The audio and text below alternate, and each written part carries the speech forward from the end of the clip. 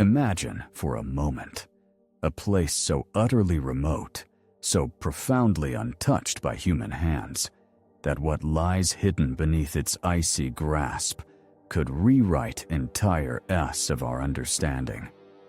Now, plunge to the frigid, crushing depths of the Baltic Sea, where darkness reigns supreme and the only witnesses are silent currents. Because nearly 100 meters down, something truly defies explanation. Something vast, something circular, something that, at first glance, looks like it shouldn't exist anywhere on Earth. This isn't a shipwreck, not a geological oddity easily dismissed.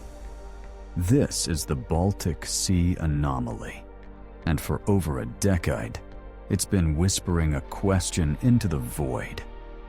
Is this an ancient lost structure, a secret Cold War relic, or something else entirely? A UFO on the seafloor? It began innocently enough in June of 2011 with a Swedish deep-sea salvage team known as Ocean X. These aren't wild-eyed conspiracy theorists. They're professionals, primarily seeking sunken treasure and valuable salvage. As their side-scan sonar swept across the seabed, mapping the terrain for potential finds, a digital image blinked onto their screens that stopped them cold. There, against the otherwise monotonous, undulating floor, was a colossal disk, roughly 60 meters in diameter, perfectly circular, and flanked by what appeared to be two massive drag marks, each hundreds of meters long. It was unlike anything they or anyone else had ever seen. The captain, Peter Lindbergh, a seasoned veteran of countless expeditions, famously stated, "You see a lot of strange things in this job, but this..." The initial thought, of course, was a natural rock formation, perhaps a rare volcanic basalt. But the sheer symmetry, the almost uncanny geometric precision, argued against it. And those drag marks? Nature doesn't typically sculpt in straight lines. The discovery ignited a firestorm of speculation across the globe. Could it be a crashed flying saucer, as breathless headlines immediately suggested? Was it a long-lost Soviet experimental weapon, or even a hidden base from a bygone era? The internet exploded, theories multiplying faster than a deep-sea bacterial bloom. But for Ocean X, speculation wasn't enough. They needed answers. So, nearly a year later, in June of 2012, they returned, this time with a full expedition, equipped with a remotely operated vehicle, or ROV, and a team of professional divers, ready to confront the enigma face to face. What they found down there only deepened the mystery, peeling back one layer of the unknown, only to reveal another, even more perplexing. As their ROV descended through the frigid, murky waters, the anomaly materialized out of the gloom. It wasn't a blurry sonar image anymore. It was a physical presence. A massive, perfectly circular object, rising several meters from the seabed, its surface rough and uneven in places, smooth and strangely geometric in others. The divers, trained to observe with meticulous precision, reported something truly extraordinary. They saw what appeared to be straight lines, perfectly formed right angles, and circular patterns carved into the object. One diver described it as having stairs leading up to a darkened opening, and even corridors. Imagine, if you will, being nearly 100 meters beneath the surface, surrounded by absolute darkness, and encountering what looks unmistakably like engineered construction, not the chaotic randomness of geology. But perhaps the most chilling observation wasn't visual at all. As the divers approached the anomaly, their sophisticated equipment began to malfunction. Their satellite phones died, their lights flickered. Their underwater cameras, designed for extreme conditions, struggled to maintain power. It was as if some unknown electromagnetic field was emanating from the object, disrupting modern technology with an invisible, silent force. This wasn't just a rock. This was something that actively interacted with its environment in a way no natural formation should. This wasn't merely odd.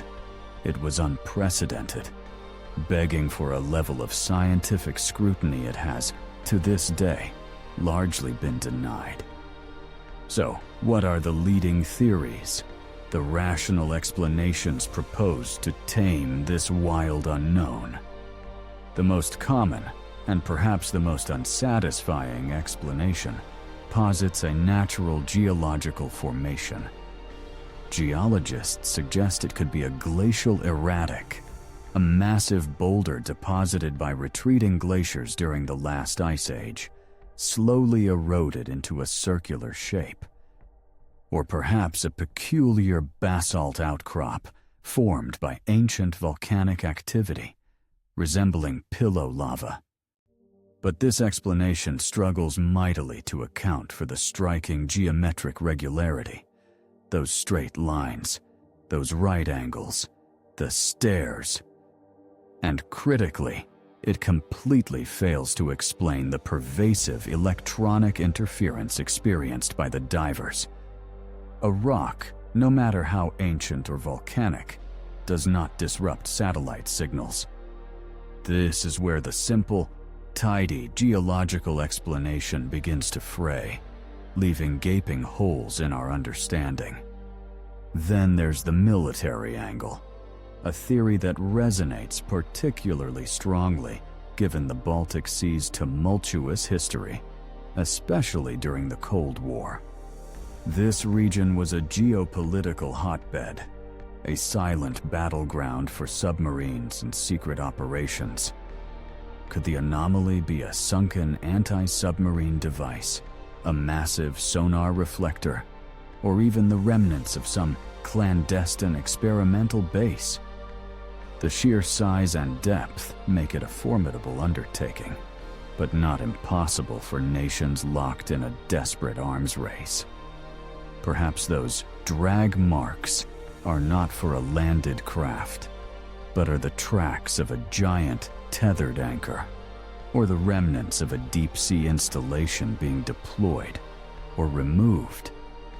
The electronic interference could be a residual energy signature from advanced Cold War-era technology, or even a defensive mechanism still active.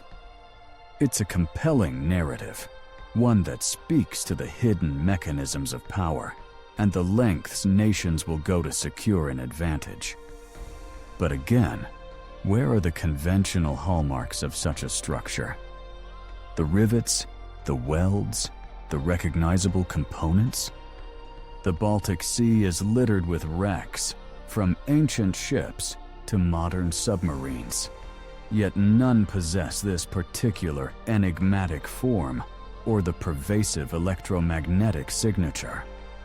And then, of course, there is the theory that truly pushes the boundaries of conventional thought.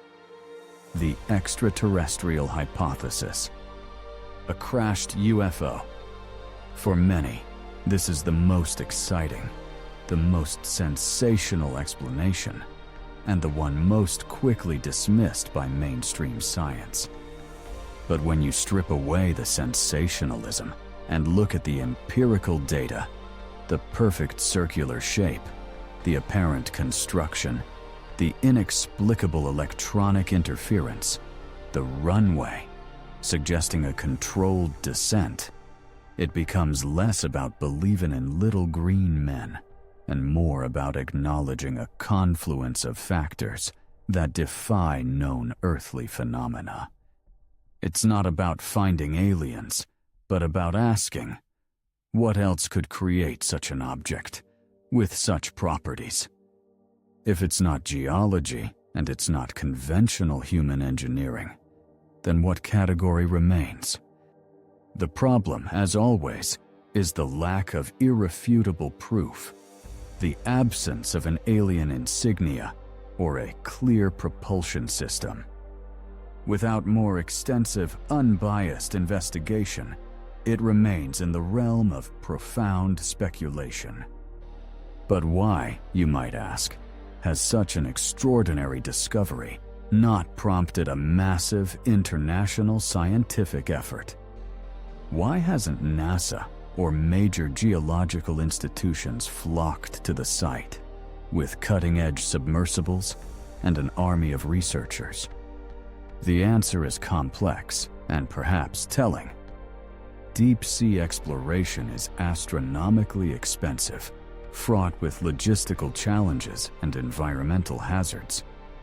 Ocean X, a private venture, exhausted its own resources in that initial return expedition.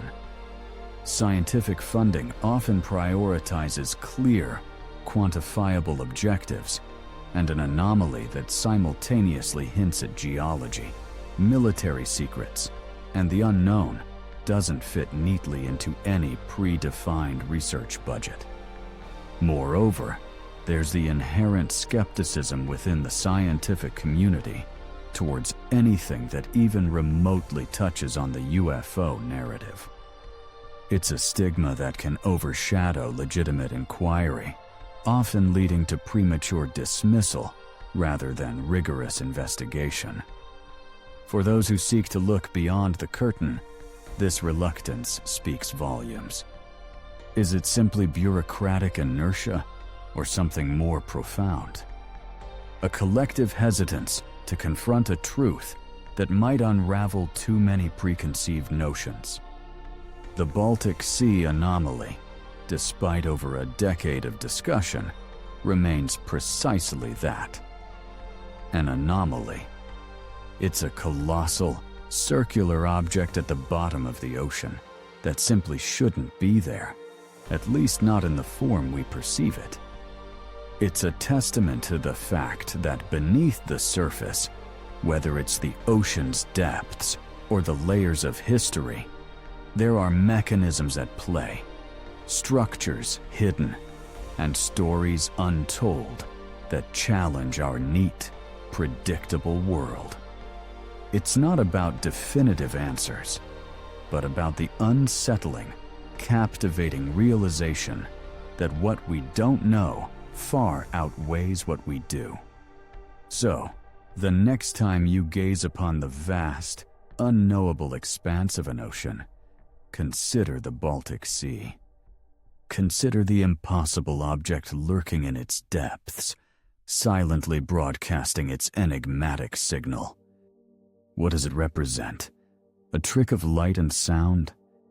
A forgotten of human ingenuity? Or perhaps a glimpse into something truly alien, a mechanism of existence we are only just beginning to comprehend? What do you believe lies beneath the waves? Not because of a story, but because the evidence, however fragmented, demands a deeper look. What else lies hidden, not because it's impossible, but because we haven't dared to look?